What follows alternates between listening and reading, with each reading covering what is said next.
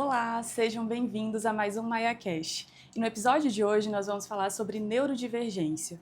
É um tema cada vez mais frequente no nosso dia a dia, mas que precisa ser compreendido com menos estigma e mais sensibilidade. E para mergulhar nesse mundo, eu recebo aqui a Beatriz Alves. Beatriz é graduada em Pedagogia e Psicologia, pós-graduada em Neuropsicopedagogia e Educação Infantil e pós-graduanda em Neuropsicologia. Seja bem-vinda, Beatriz. Gente, eu quero agradecer, pelo convite. Fiquei muito feliz. Acho que é um tema que precisa muito ser abordado. As pessoas precisam ter mais conhecimento sobre isso, né? Com certeza. Beatriz, então, para a gente começar, acho que não tem como ser diferente. Você pode explicar para a gente o que é neurodivergência e o que é mais comum nos seus atendimentos? Sim, então, quando a gente fala de neurodivergência, a gente fala de um cérebro que ele é diferente na hora de funcionar. E a gente fala assim em questão de comportamentos, de aprendizagem. E hoje em dia a gente fala muito do TDAH, do TOD, do TEA, que são os que mais estão sendo falados nos dias de hoje, né? Então a gente tem que pensar em quê? A gente não precisa mudar essa criança que é neurodivergente ou esse adulto. A gente precisa acolher essa criança, acolher, entender o que é isso, né? Entender esse processo dele. Às vezes essa criança ou esse adulto, ele vai ser uma pessoa que fala um pouquinho mais. Às vezes essa criança, nossa, ele não para. Então a gente tem que respeitar o tempo dessa criança, respeitar esse adulto também. E eu iria te perguntar justamente isso, né? Como que é a intervenção neuropsicopedagógica nesses casos, né? Quando tem quando é diagnosticado, né, uma neurodivergência e chega lá para você fazer esse acolhimento. Então, eu falo assim, as crianças chegam para mim e eu tento, né, ver aquilo que a criança tem mais facilidade. O diagnóstico para mim não é o principal, mas que ela seja atípica ou típica não tem problema. Mas eu vejo assim, nossa, o que essa criança já consegue ser, o que ela consegue trabalhar? Se ela tem mais facilidade com coordenação motora fina, não, então vamos mais para isso. Eu vou pelo que a criança gosta também, né? Às vezes a criança chega para mim, nossa, tia Bia, mas eu gosto mais de pintar. Eu vou vendo o que ela gosta e vou colocando coisas também, tipo assim, que ela precisa ser mais trabalhadas, tá? Nossa, ela já gosta muito de pintar. Então vamos ver como que tá a parte da escrita. Então eu já vou para essa outra parte. Porque então é uma área que você sabe que precisa desenvolver, né? E aí você vai buscar. E às vezes essa criança não gosta tanto, né? Não gosta tanto de escrever, mas aí eu começo a trabalhar com pinça, com coisas bastante lúdicas, com jogos, brinquedos, assim, que eu sei que vai chamar a atenção. E eles começam a ser trabalhados aquilo que eles estão precisando também. Sim. Então, no seu dia a dia, as suas ferramentas são diversas, pelo que você falou aí, né? Tem brinquedo, pinça. A pinça. Isso tudo faz parte do processo ali para desenvolver as habilidades, o processo terapêutico, né? Isso, sim.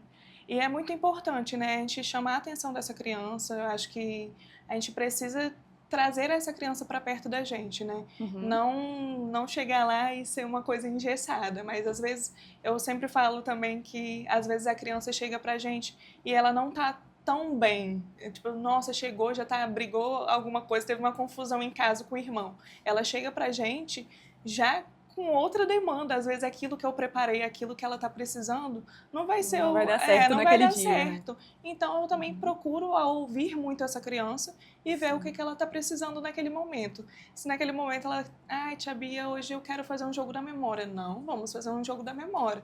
Eu estou trabalhando também várias habilidades que ela precisa ser desenvolvida. Entendi. E a gente falou um pouquinho da intervenção aí pós-diagnóstico, mas algo que é muito importante é o diagnóstico precoce. Né? E ainda mais que a gente está falando de diagnósticos feitos ali na infância. Então, quais são os sinais que os pais, os educadores conseguem observar ali que pode ser um alerta de que talvez tenha um diagnóstico? Então, eu sempre gosto de lembrar, assim, quando a gente tem um cartão de vacina, acho que todo mundo tem esse cartão de vacina, e no cartão de vacina tem lá certinho o marco do desenvolvimento. E muitas vezes a gente fala, espera o tempo dessa criança, uma hora ela vai falar. Mas eu acho que a gente precisa prestar atenção nesses pequenos sinais. Se ela não falou com os 2 anos, ela não balbuciou ainda, nossa, eu acho que essa criança tem alguma coisa aí. O pai e a mãe pode, não, será que eu não posso procurar saber o que está acontecendo, que ela ainda não balbuciou, se ela ainda não consegue ter um contato visual com o pai ou com a mãe ou com um coleguinha. Eu acho que são sinais que já começam, tipo assim, a dar um sinalzinho assim, não, ó, um alerta para o pai procurar. Porque na vacinação mesmo, no cartão de vacinação, tem lá, nossa, com 2 anos, a gente vê um bebezinho lá, tem o desenho mesmo do bebezinho engateando. Então, era ali, essa criança deveria estar engateando. Com 2 aninhos, tem lá a criança já em pé. Então, naquela idade ali, ela já deveria estar andando. Sim. Então, eu acho que isso é uma das principais coisas, e eu acho que os pais ficarem atentos, né, a esses sinais. E quando, assim, pensando já no período escolar, quando a criança está um pouquinho maior, o que geralmente ali pode sinalizar para os pais que possa ter um diagnóstico? Então, acho que quando vai para a escola, né, a criança está ali socializando com outras crianças. Eu acho que quando a escola mesmo, acho que ela também tem um potencial aí bem importante de prestar atenção também, de comunicar ao pai, olha, tá acontecendo isso, não tá tão legal.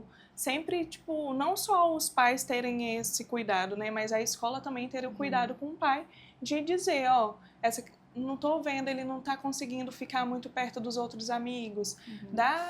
Ajudar esse pai a entender também e pontuar algumas coisas, porque a escola também, a gente não pode dar diagnóstico, né? A escola não tem esse potencial, não tem mesmo, nem deve, né? Nem deve. Mas eu acho que já pontuar o pai, olha, tô vendo que sua criança está com dificuldade. E ajudar esse pai a procurar profissionais qualificados para isso. Eu acho, assim, os pais, até mesmo numa atividade de casa, né, talvez possam identificar também uma dificuldade de concentração ou de concluir determinadas atividades, né? Não, com certeza. E eu falo, os pais conhecem bem os filhos, né? E os professores também. Eu falo assim, às vezes o pai vai lá e faz uma atividade de uma criança, o professor sabe, gente. Não adianta não que o professor vai saber que o pai foi lá e ajudou essa criança, que na escola, quando a criança vai fazer, é sozinha, totalmente diferente. Tem, né? Não tem esse apoio. Então, eu acho que os pais precisam ter esse cuidado, esse olhar mesmo, e as escolas também. E não ver isso como uma coisa, sabe, um problema, mas ver isso como algo que vai ajudar seu filho, né? Sim. E, assim, acho que uma coisa que a gente precisa fortalecer, né, no podcast é que os neurodivergentes, eles podem ter limitações, mas isso não é definitivo, né? Não é limitador. Pelo contrário, muitos neurodivergentes, eles têm potencialidades até, né, muito incríveis que precisam ser trabalhadas. E aí eu queria saber de você, né, qual a sua orientação para os familiares, para os educadores, no sentido de tratar, né, acompanhar esse desenvolvimento e, ao mesmo tempo, focar nessas potencialidades que cada neurodivergente tem, mas sendo um acompanhamento de forma saudável, um estímulo de forma saudável. Como fazer isso, né? Quais os cuidados? Então, quando a gente fala de neurodivergente, a gente sempre pensa em que essa criança às vezes não vai conseguir. O pai já fica com essa angústia assim, nossa, será que meu filho vai conseguir isso? Foca nas limitações, né? Já fica muito assim, sabe? E eu falo assim, a gente precisa de estimular, isso independente de ser neurodivergente ou não, toda criança precisa de estímulo e adultos também precisam de ser estimulados. E eu falo que quanto antes você estimular, essa criança vai ser mais independente. Ele não vai precisar tanto do apoio do pai lá na frente, ele vai conseguir se resolver melhor. Lógico que tem alguns que têm mais dificuldade mesmo, e às vezes quando descobre um pouquinho tardio, isso vai dando umas limitações maiores para essa criança, para essa pessoa. Mas eu acho que a gente não focar nisso, sabe? Não se prender tanto a, nossa, meu filho não consegue isso, e não ter a comparação, porque a comparação também é algo que os pais sempre pensam, nossa, mas fulaninho faz e o meu não faz. Todo mundo vai conseguir, às vezes se não conseguir também, tudo bem, não tem problema, mas ele tem outras habilidades que também muito boas. E não precisa ser neurodivergente que Tem criança que tem habilidade na matemática e tem criança que tem mais facilidade na língua portuguesa. E tudo bem, não é todo mundo que é bom em tudo. E às vezes o neurodivergente vai ser bom em uma coisa e na outra ele não vai ser tão bom.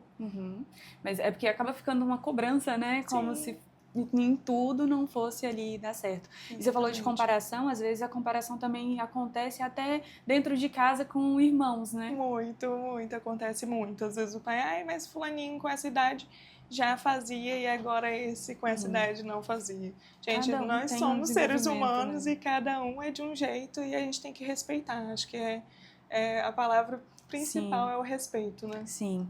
E agora a gente pensando um pouquinho no ambiente escolar, né? Com a sua experiência, você considera que as escolas hoje elas estão preparadas para absorver essa demanda de ter um aluno, né, neurodivergente em sala de aula? Como que isso tem que ser trabalhado pelas escolas? Então, quando a gente fala de escola, né, eu vivi muito nesse contexto de escola. Eu trabalhei, né, eu fui professora também dentro da sala de aula. E eu falo assim, as escolas precisam qualificar esses profissionais. Eu acho que hoje também, acho que nem falo muito assim em questão da escola em si, mas eu acho que o profissional também ir buscar, porque hoje as informações estão aí. A gente tem a internet, onde que tem vários cursos gratuitos, e a gente tem a informação na nossa mão. Se você quiser, se o profissional, o estagiário, o professor, ele quiser, ele consegue trabalhar de uma forma diferente. Ele não precisa que a escola vai lá e fala, vai lá e estuda, vai lá e procura saber, porque você tem um aluno assim. Eu acho que isso também não é só colocar essa carga na escola, mas o profissional também, ele pode ir buscar mais, estudar sobre... Sim. E esses profissionais, até mesmo cuidadores, tem uma complexidade aí, porque tem uma questão técnica que precisa ser trabalhada, mas também tem o lado do afeto, né? Porque esse profissional também, se ele for somente técnico, ele não vai conseguir promover um acolhimento que, né?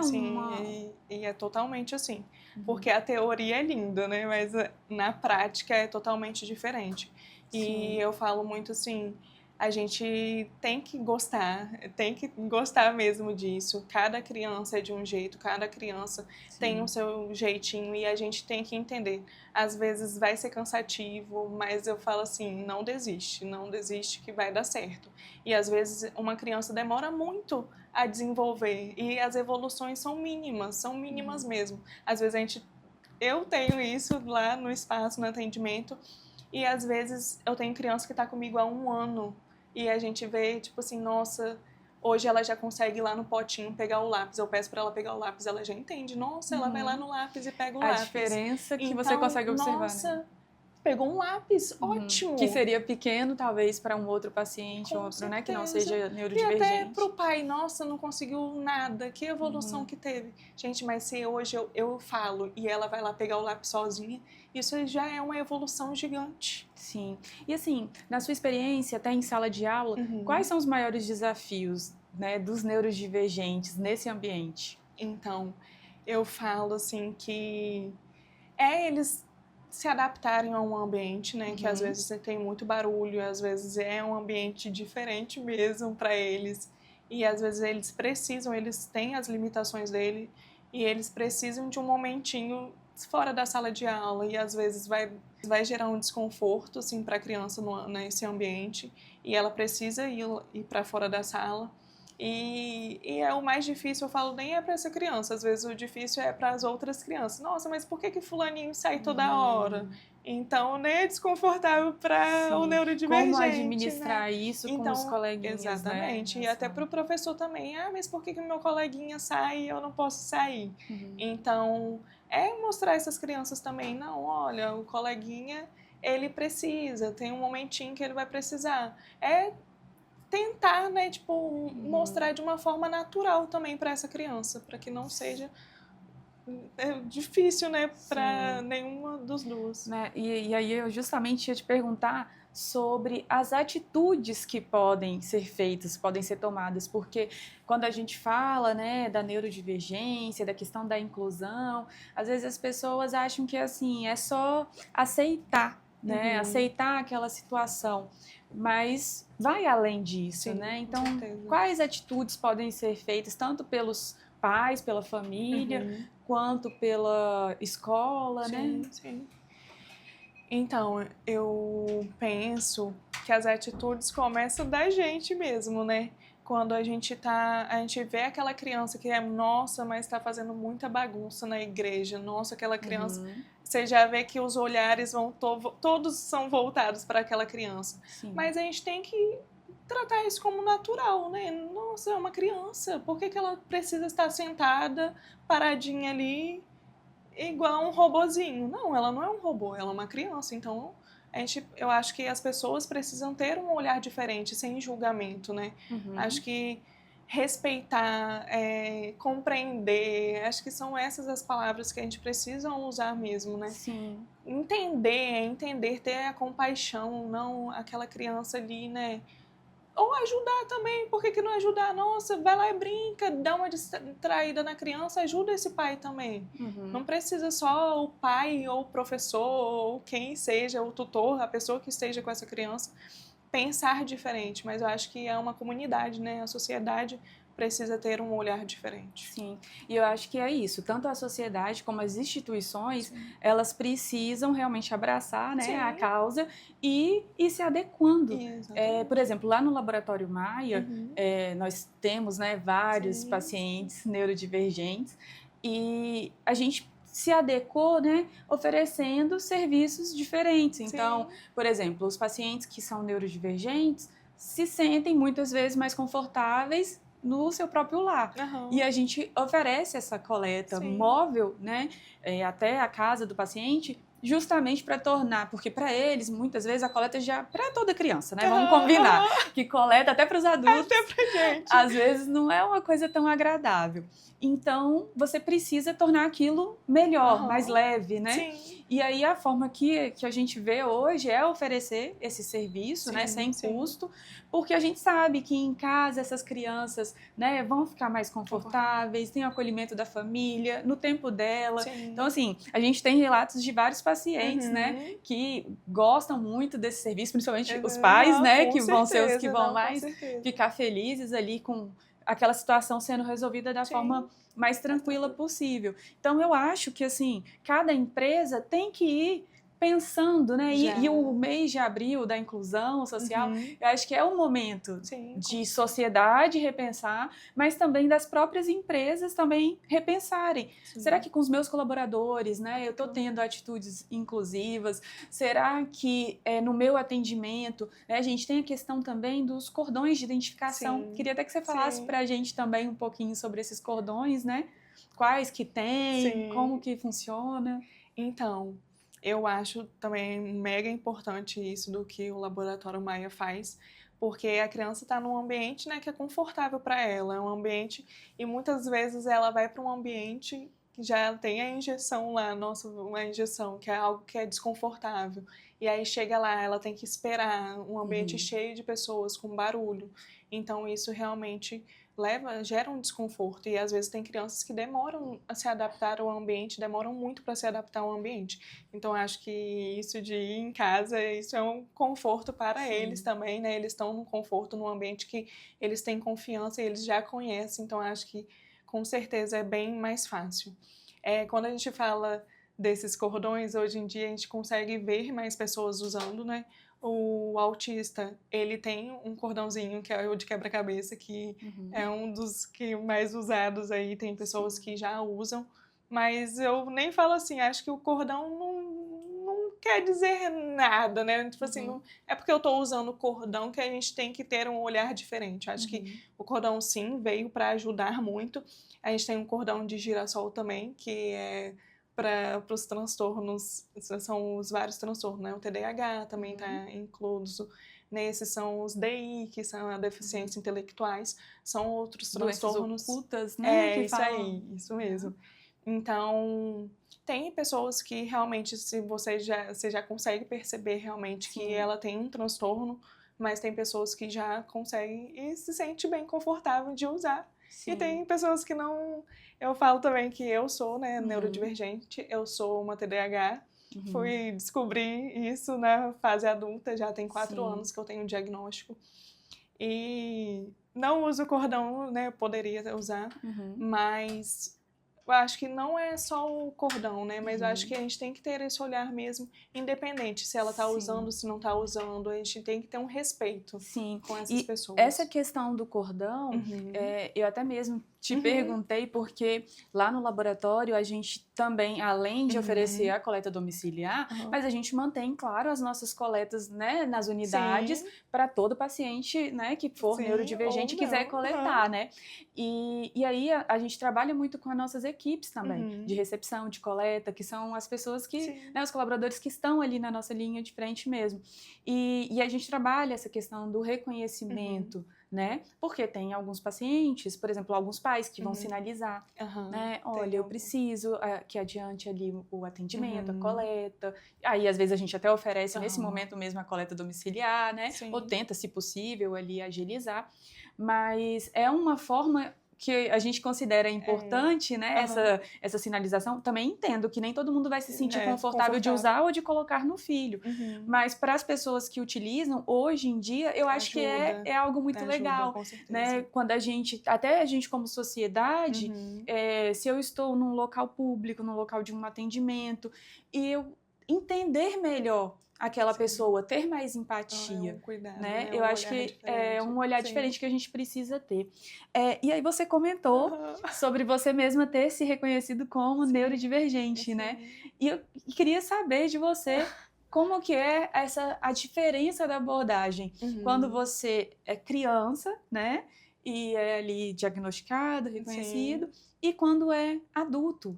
Né? Porque a gente fala muito focando só pensando na criança, mas tem vários adultos por aí se descobrindo neurodivergentes também, né?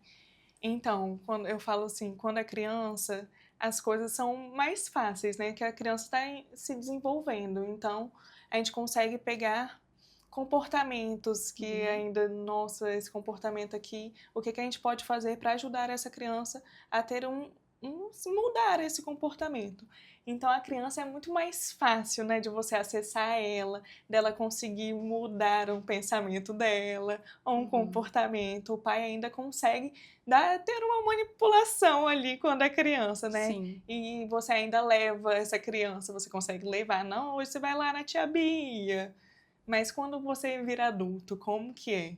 Será que, nossa, o pai vai pegar na sua mão e vai te levar? Não é mais assim, né? E quando a gente é adulta, a gente é muito resistente ainda a algumas coisas, né? E a gente fica nessa resistência. Nossa, mas será que eu tenho alguma coisa? Será realmente? E às vezes a gente sabe, mas a gente não quer essa resposta. Mas eu falo assim, que quando o diagnóstico veio para mim, eu já imaginava que eu já fazia terapia, né? E ela sempre falava, nossa, Bia, você tem algumas características do TDAH. Aí eu comecei a estudar muito sobre isso, ver mais sobre isso, e realmente tudo que tinha lá eu falava, nossa, é exatamente assim. Nossa, isso aqui. E isso me assustou. Eu falei, nossa, eu não quero ter nada. Veio aquela, nossa, frustração que eu falei, nossa, será realmente eu tenho uma negação? E eu vi tudo que eu passei lá atrás no meu ensino médio, quando eu era muito pequenininha, no ensino médio, no fundamental, todas as dificuldades que eu tive e tudo foi fazendo sentido, tudo tendo muito sentido. E quando o diagnóstico veio, foi muito mais tranquilo, porque eu falei assim, nossa, se eu soubesse que era isso, eu acho que eu tinha levado as coisas muito mais leve, tinha sido muito mais leve. Sim. E aí eu faço uso da medicação, né? A medicação me ajudou muito. Fui na psiquiatra, né?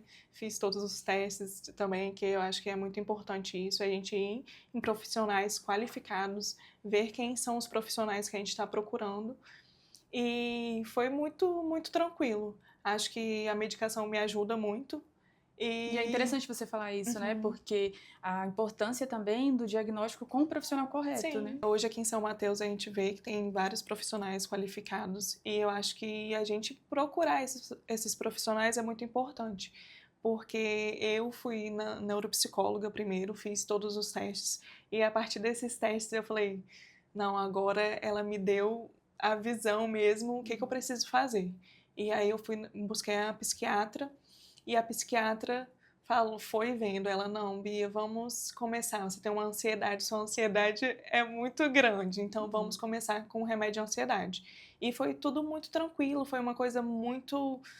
Eu pensei que seria pior, porque eu também tinha muito assim questão de não tomar o remédio, eu não queria tomar o remédio. Mas quando eu vi que aquele remédio, nossa, me deixou tão tranquila. Quando você viveu os efeitos dele, remédio, você entendeu que você precisava, né? E muito, eu falei, por que eu não tomei antes? Nossa, se eu tivesse tomado antes, eu acho que o sofrimento seria bem menor.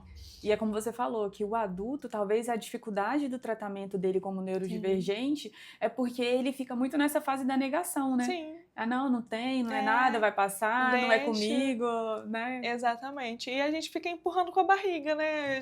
Sim. Nós que somos adultos, eu falo assim, a gente tem a capacidade de disfarçar ali muito bem. Às vezes a gente não tá dando conta, a gente não tá entendendo. Bota um sorriso no mas rosto a e gente vai. dá um sorrisinho, às vezes você falou, eu não entendi, mas não, a gente vai lá e dá uma camuflada.